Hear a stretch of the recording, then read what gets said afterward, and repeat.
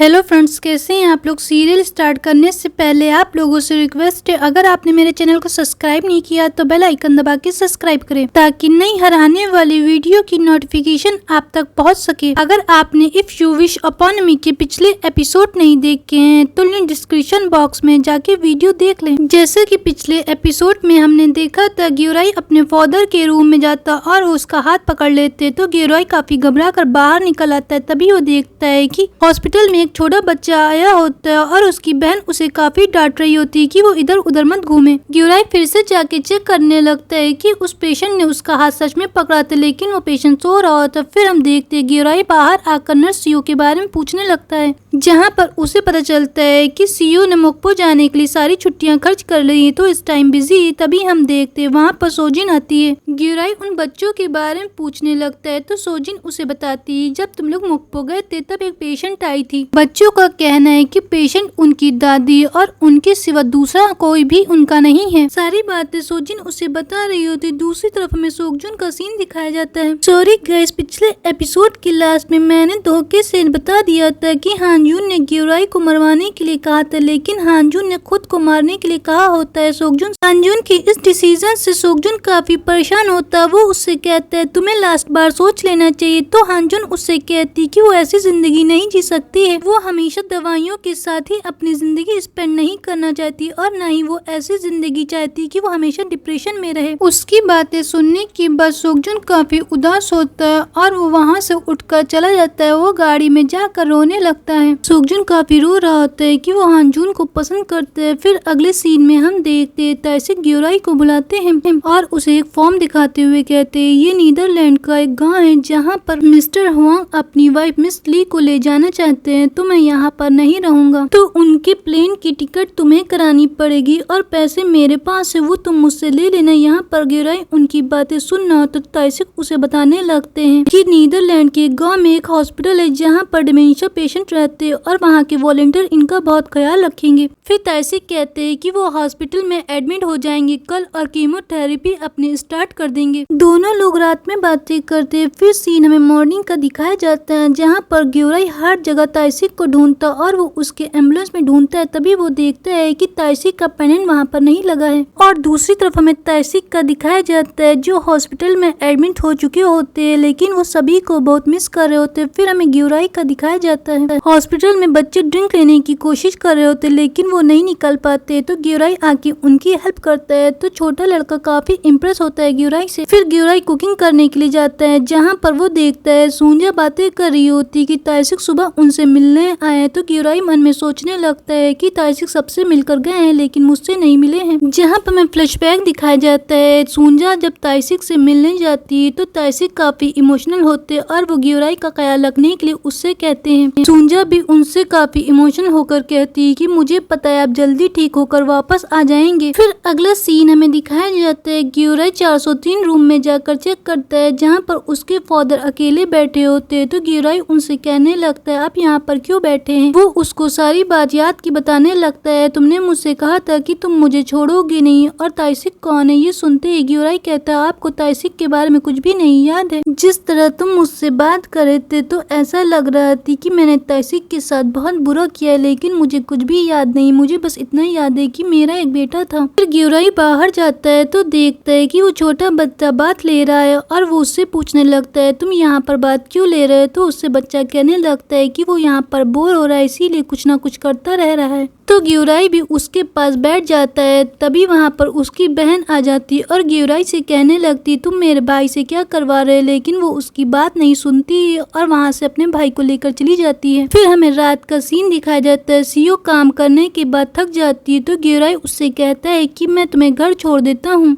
फिर ग्यूराई सीओ को उसके घर पर छोड़ देता है और ताइसिक के बारे में बातें करने लगता है। तो सीओ उसको बताती ताइसिक जब मॉर्निंग में गए थे तो वो हॉस्पिटल में सभी लोगों से मिल के गए थे। वो हॉस्पिटल में सारे मेंबर से मिल के गए थे और वो डॉक्टर से भी मिल के गए थे। फिर सीओ कहती वो तुमसे नहीं मिल के गए। तो ग्यूराई यहाँ पर झूठ बोलता और कहता वो मुझसे भी मिल के गए थे, लेकिन वो मन में सोचने लगता है कि ताइसिक सारे हॉस्पिटल के लोगों से मिल के गए लेकिन वो उससे नहीं मिले हैं। फिर सीओ उससे कहती क्या तुम मेरे साथ रमन खाने चलोगे। जहाँ पर रेस्टोरेंट जाने पर सीओ कुछ ज्यादा ही ड्रिंक कर लेती और वो रोने लगती कि ताइसिक उसके फादर की तरह है और उनको ठीक होकर आना ही होगा। सीओ ने कुछ ज्यादा ही ड्रिंक कर ली होती जहाँ पर वो काफी चिल्ला चिल्ला कर रो रही होती और ग्योराई उसको समझाता है कि ताइसिक जल्दी ठीक होकर वापस आ जाएंगे। सीओ को घर छोड़ने के बाद ग्योराई वापस हॉस्पिटल जाता है जहाँ पर वो ताइसिक के एम्बुलेंस में बैठता और उनके कपड़ों को टच करके उन्हें याद कर रहा होता है। वो काफी इमोशनल होता है। दूसरी तरफ में ताइसिक दिखाए जाते हैं जो हॉस्पिटल के लोगों को याद कर रहे होते हैं और उनकी तबीयत थोड़ी सी बिगड़ रही होती है। फिर अगले सीन में हम देखते हैं डॉक्टर 403 पेशेंट को चेक करने आते जहाँ पर वो देखते हैं कि उसे अभी भी होश नहीं आया है। डॉक्टर जैसे ही बाहर चले जाते हैं तो पेशेंट उठ जाता है जहाँ पर ग्योराई उससे कहने लगता है आप सब ये क्यों कर रहे हैं। ग्योराई के फादर काफी इमोशनल होते हैं और वो कहते हैं कि मैंने अपनी बेटी के साथ बहुत बुरा किया है, मुझे चर्च लेकर चलो, मैं माफी मांगना चाहता हूँ। ग्योराई को उसके लिए बुरा लगता और कहता है कि कम से कम आप अपनी गलतियों का पछतावा तो कर रहे हैं और उससे कहता है कि मैं आपको चर्च लेकर जरूर चलूंगा। फिर हम देखते हैं ग्योराई अपने फादर को लेकर चर्च जाता है। फिर हम देखते हैं ताइसिक हॉस्पिटल में फोन करता है जहाँ पर ग्योराई उठाता और उससे कहता है कि आप सबसे मिल के गए, मुझसे नहीं मिला, मैं आपको बहुत मिस कर रहा हूँ। तभी ताइसिक देखते हैं कि जिस हॉस्पिटल में वहाँ पर हांजून भी एडमिट होती है। फिर वो जल्दी से फोन काट देते हैं। ग्योराई फिर से चर्च में झाँक कर देखने लगता है जहाँ पर उसके फादर माफी मांग रहे होते हैं। फिर अगले सीन में हम देखते हैं ग्योराई डॉक्टर के पास जाकर कहता है जहाँ पर वो डॉक्टर से कहने लगता है अगर किसी इंसान का एक एक्सीडेंट हो जाए और उसकी मेमोरी लॉस्ट हो जाए उसके बाद उसकी पर्सनालिटी क्या बिल्कुल ही बदल जाती है।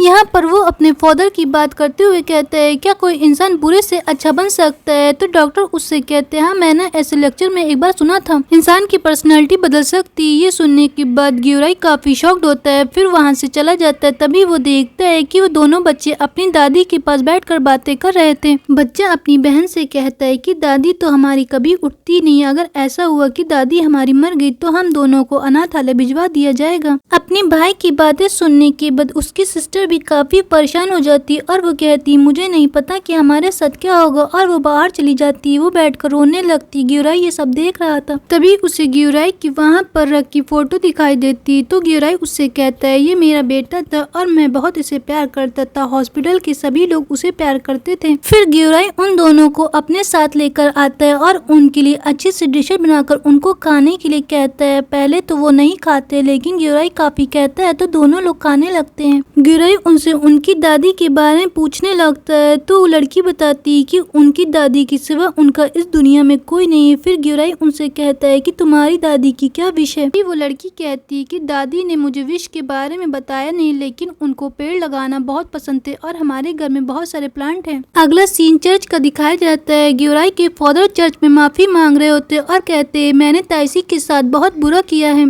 तभी वहाँ पर ग्योराई आ जाता है और कहता है आपने कहा था कि आपने अपने बेटे के साथ भी बुरा किया है तो आपको ताइसिक से पहले अपने बेटे से माफी मांगनी चाहिए। तो ग्योराई के फादर कहते हैं जब मेरा बेटा मुझे मिलेगा तो मैं उससे जरूर माफी मांगूंगा और मैं हमेशा विश करता रहूंगा काश मेरा बेटा मुझे माफ कर दे। अगले सीन में हम देखते हैं वो बच्चे हॉस्पिटल की सफाई कर रहे होते। तभी वहाँ पर सीओ आकर उनसे कहती तुमसे ये किसने करने के लिए बोला। तो बच्चे कहते हैं कि हम टीम जीनी के मेंबर है और हम भी यहाँ के वॉलंटियर है। ये सुनने के बाद सीओ हंसने लगती और बाकी लोग भी खुश होते हैं। फिर ग्योराई सभी बच्चों को लेकर उनके दादी के घर जाता है जहाँ पर वो लोग देखते हैं कि दादी के सारे प्लांट सूख चुके हैं। तो ग्योराई कहता है ये सूखे प्लांट्स तो हम दादी के पास ले नहीं जा सकते। तो सभी लोग प्लांट्स की पेंटिंग करते हैं। फिर लड़की ग्योराई को लिली का प्लांट देते हुए कहती ये उम्मीद का पेड़ है और ये तुम्हें मैं दे रही हूँ। फिर हम देखते सभी लोग वापस हॉस्पिटल जाते जहाँ पर ग्योराई अपनी डिग्गी चेक करता है और देखता है कि उसमें पैसे नहीं होते हैं। वो काफी शॉक्ड होता है लेकिन जब वो अंदर जाता है तो देखता है वहाँ पर दो अजीब लोग आए हुए होते हैं। ग्योराई उनके पास जाकर पूछने लगता है तुम लोग कौन है। तो वो लोग बताते हैं कि हम इन बच्चों के अंकल आंटी हैं।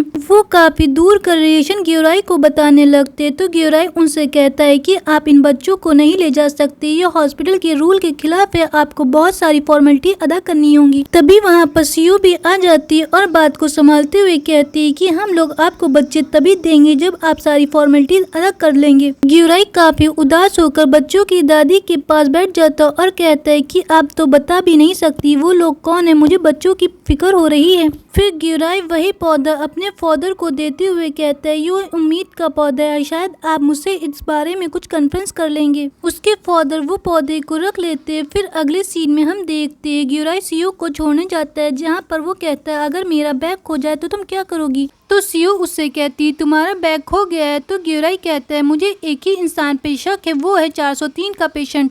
फिर हम देखते हैं ग्यूराई एक फ्लैशबैक याद कर रहा होता है। डॉक्टर जब 403 पेशेंट के रूम में जाते हैं तो देखते हैं कि उसका ऑक्सीजन पहले लगा होता है लेकिन बाद में हट जाता है, लेकिन डॉक्टर उस बात को ज्यादा नोटिस नहीं करते और वहाँ से चले जाते हैं। फिर हम देखते हैं डॉक्टर के जाने के बाद ग्यूराई वहाँ पर आता है। वो पेशेंट के बिस्तर को चेक करने लगता है, जहाँ पर उसे एक फोटो मिलती है और ये उसके ही बचपन की फोटो होती है जो उसके डैड के साथ होती है। वो फोटो देख के काफी शॉक्ड होता है, लेकिन उसको पहले ही पता चल जाते हैं क्योंकि जब उसका फादर चर्च में कॉन्फ्रेंस कर रहा होता है तभी उसने सुन लिया होता और ग्यूराई ये सुनकर काफी शॉक्ड होता है और ये एपिसोड यहीं पे खत्म हो जाता है। अगर आपको हमारी वीडियो पसंद आए तो लाइक करें, शेयर करें, सब्सक्राइब करना बिल्कुल भी ना भूलें।